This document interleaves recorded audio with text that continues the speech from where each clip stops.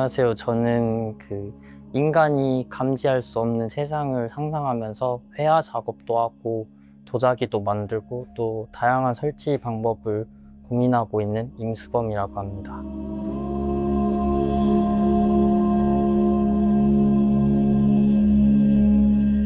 제 작업은 일단 항상 제가 느꼈던 생각에서부터 시작을 하는데요.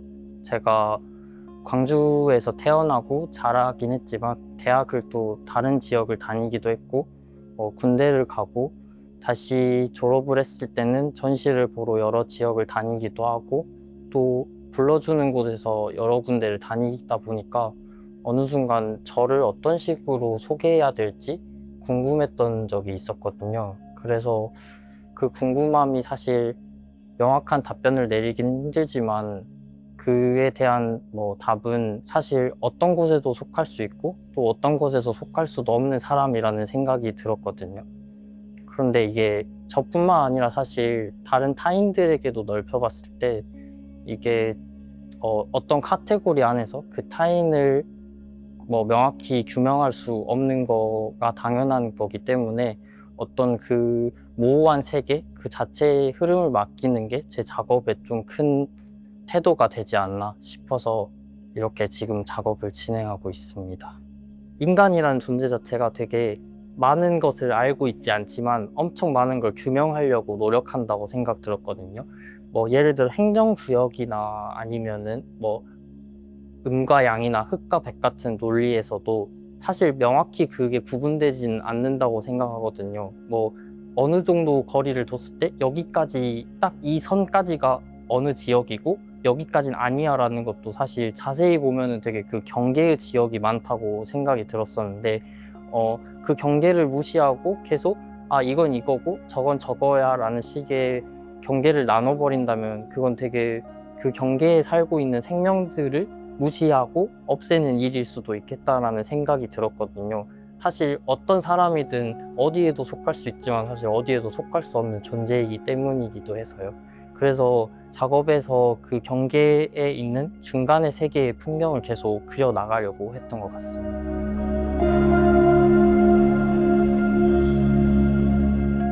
제가 작업을 이제 처음에 시작할 때는 항상 궁금했던 거는 내 작업이 인간의 역사 이후에 엄청 긴 억겁의 시간이 지났을 때 작품만 남아있고 어떤 텍스트랑 그걸 바라보는 인간들이 사라지고 그 작업을 다른 대상들이 봤을 때 이 이미지들은 과연 어떻게 읽힐 수 있을까? 이런 고민에서 항상 시작을 했었던 것 같아요. 그래서 작업에서 주로 찾아오는 모티브 같은 걸 얻을 때는 사람이 있었지만 사람이 존재하지 않는 장소에 초점을 두고 찾아보기도 했었고 예를 들면은 공터같이 오래전엔 사람이 살았던 흔적들이 있었지만 지금은 사람들이 살지 않는 곳이기도 하고 산악로의 길이 사라져버린 등산로나 그런 오래된 박물관에 있는 유물들을 보면서 좀 모티브를 많이 얻기도 하고 더 자세한 예시로는 어떤 박물관에 들렸을 때 작은 토기를 보면서 이 토기가 사실 처음 만들던 당시에는 이 형태가 아니었을 텐데 시간이 흐르고 그게 깎아지고 녹아내리면서 지금 저희가 보고 있는 모습으로 보이게 되는 거잖아요. 그래서 그 모습들을 보면서 모티브를 좀 얻기도 하고 그 형태를 따오면서 에스키스를 시작하기도 합니다. 그래서 그렇게 진행된 에스키스는 사실 좀 오래된 과거에서 미래에 보내는 메시지처럼 읽혔으면 좋겠다는 생각이 들어서 일부러 회화 작업 안에 좀 표면을 갈아낸다던가 물감을 흩뿌리는 식으로 작년까지는 질감 효과를 줬었고요. 올해 작업에서는 좀 새롭게 그 고구려에 있는 고분벽화 같은 질감을 좀 주고 싶어서 표면 위에 딱 거친 미디엄을 좀 바르고 그 미디엄 위에다 이제 서서히 물감을 쌓아 올리는 방식으로 작업을 진행했습니다. 그리고 이제 색감적인 부분에서도 22년도부터 사실 지금까지의 큰 시리즈의 작업을 계속 진행하고 있는데 22년도에 처음으로 네 가지의 색을 지정하고 그 네 가지 색에 흰색을 조색하는 식으로 작업을 했었는데요. 다른 물감을 여러 가지를 쓰는 작가님들도 있지만 저에게는 그 네 가지 색이 되게 인간이 만든 엄청 인공적인 페인트의 기본 원색 같은 네 가지의 색이었었는데요. 그 네 가지 색들을 조합하고 그 해에 따라서 하고 싶은 이야기에 따라서 미묘하게 똑같은 색을 썼지만서도 다른 분위기를 풍기는 것이 좀 나름의 회화적인 연구이기도 했었고 앞으로도 좀 더 깊게 연구해보고 싶은 지점이기도 했습니다. 그리고 이렇게 색을 제한해서 쓰는 것 자체가 어떻게 보면은 인간이란 존재도 태어나서 어떤 삶을 영위할 때 되게 작은 단서들을 가지고 그 삶을 계속 만들어 나간다는 생각이 들었었거든요. 그래서 이 네 가지 색 안에서 끊임없이 내가 만들고 싶은 세계를 만드는 행위 자체가 어떻게 보면은 이런 세계와 닮아 있지 않나 라는 생각에 작업을 진행하고 있습니다.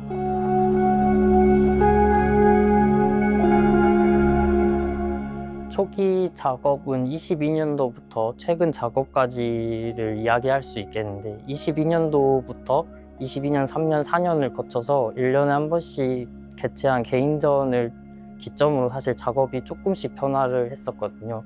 그래서 22년도 첫 개인전은 이제 막 이 시리즈의 작업을 처음 시작할 때인데 과학 기사 같은 걸 읽어보다 우연하게 인간이 실제 우주 안에서 볼 수 있는 물질이란 게 5% 정도밖에 되지 않고 나머지 95%가 암흑 에너지와 암흑 물질로 가득 차 있다고 하더라고요.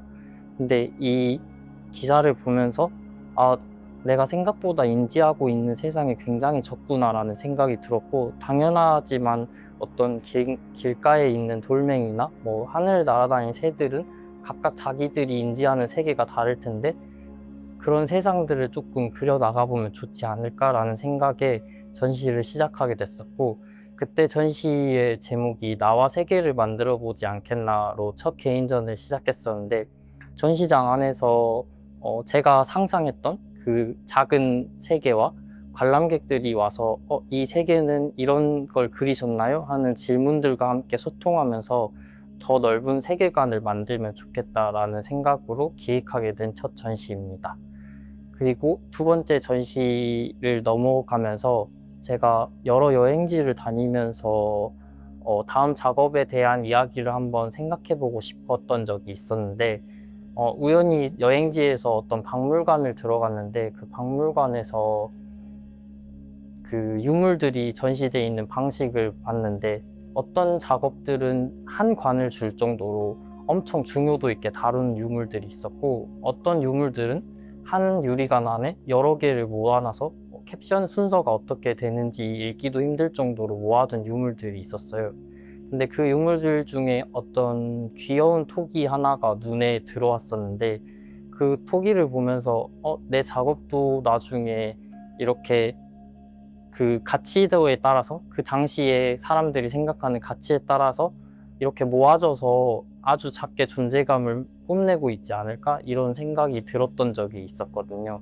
그래서 사실 우리 인간이 어떤 유물의 가치를 지정하기도 하지만 사실 이미 이전부터 이 유물들은 어떤 가치 판단도 없이 그대로 존재하는 것들이 아닐까라는 의문이 생겨서 그 23년도에 진행한 전시에서 그 유물들이 실제로 우리가 없는 세상 속에서 살아 움직이는 상상을 하면서 작업을 진행하기도 했었습니다.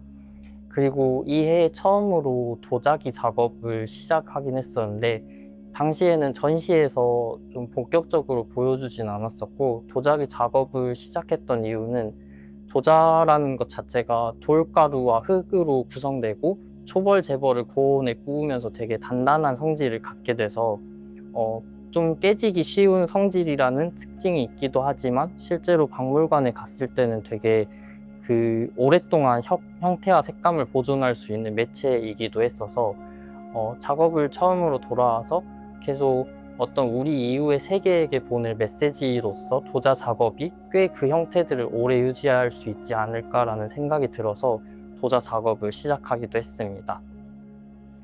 그렇게 두 번째 개인전을 마치고 연말쯤이 됐을 때 그 24년도 초에 진행한 아라리옥 전시에 있던 착륙지점이란 전시에서 처음으로 골렘이라는 이야기를 작업으로 끌어들이게 됐었는데, 이 골렘에 대해서 간단히 설명을 하자면은, 골렘은 이제 서양에서 묘사되는 요괴인데, 지구상에 있는 흙먼지들을 연금술사가 모아가지고 그 흙먼지 위에 부적을 붙이면은 그 연금술사가 원하는 대로 움직이는 골렘이 탄생한다는 설화가 등장하는데요. 이 설화가 저한테는 전형적으로 과거 서양이 자연을 묘사하는 방식과 비슷하다고 느껴졌었거든요. 자연이라는 골렘이라는 물질을 사람이 모아서 어떻게 움직여라고 지정을 해야만이 움직이는 게 어떤 과거의 서양에서 자연은 인간이 개척하고 정복해야 될 대상으로 바라봤던 것처럼 읽혀지기도 했어서 과연 지금 우리나라 혹은 동시대에서 우리 자연 혹은 더 넓게 세계라는 걸 어떻게 바라볼까라는 궁금증에서 시작하게 된 전시였습니다. 그래서 그 작품에서는 골렘이 사실 우리가 주무를 수 있는 손 안에 들어있는 게 아니라 우리가 인지하기 이미 바깥의 세상 속에서도 존재하지 않을까라는 고민에서 그 착륙지점 전시에 처음으로 골렘을 선보이게 됐었고, 그리고 24년도에 진행한 그건 아마 가장 작은 세상일지 몰라에서 그 골렘이라는 착륙지점에서 보여줬던 골렘보다 더 큰 세계에서 그 작은 골렘을 손에 쥐고 있고, 그 너머의 너머의 세계를 또 바라볼 수 있는 단서를 남겨놓는 식으로 전시를 진행하기도 했습니다. 이렇게 3번의 개인전을 거치면서 마지막에 골렘과 그 골렘의 너머의 세계까지를 상상해보면서 이제 더 이상 사실 골렘의 이야기를 그리는 것은 큰 의미는 없을 수도 있겠다라는 생각이 들어서 잠깐 이야기를 덮어놓고 이제 25년도 초반부터 이번에 프레젠테이션에서 진행하고 있는 작업들을 선보이게 됐습니다.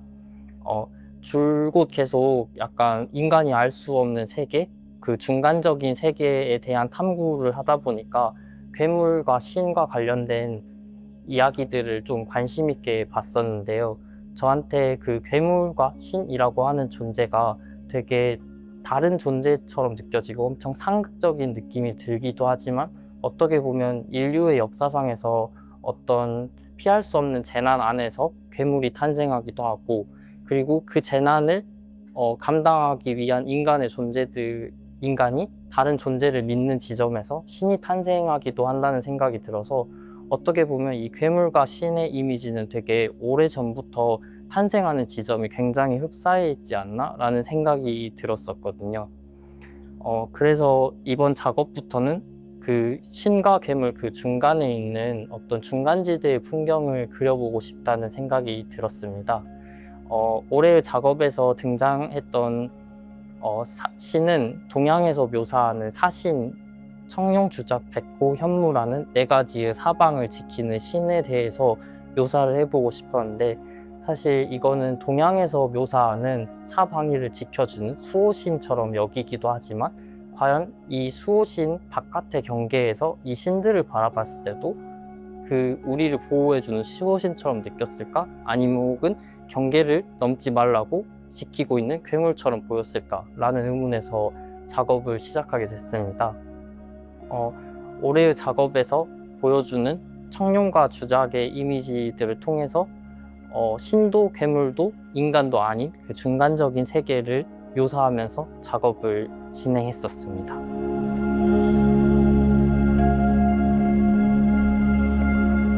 여지껏 했던 것처럼 세상에서 벌어지는 다양한 이야기들을 듣고 또 체험하기도 하고, 그러면서 그거를 그림이나 혹은 다른 매체로 많이 표현해보고 싶다는 생각이 들고, 또 회화라는 매체를 선택한 가장 큰 이유도 그림이라는 게 사실 오랜 작업 시간과 오랜 붓질을 통해서 나오는 숙련도에서 느껴지는 감동이 있다고 생각을 했었거든요. 그래서 저도 작업을 쉬지 않고 계속 끊임없이 그리면서 좀 더 정확히 괜찮은 회화가 어떤 것인지 모르겠지만 지금보다 좀 더 재미있는 회화를 진행해보고 싶은 생각이 있습니다.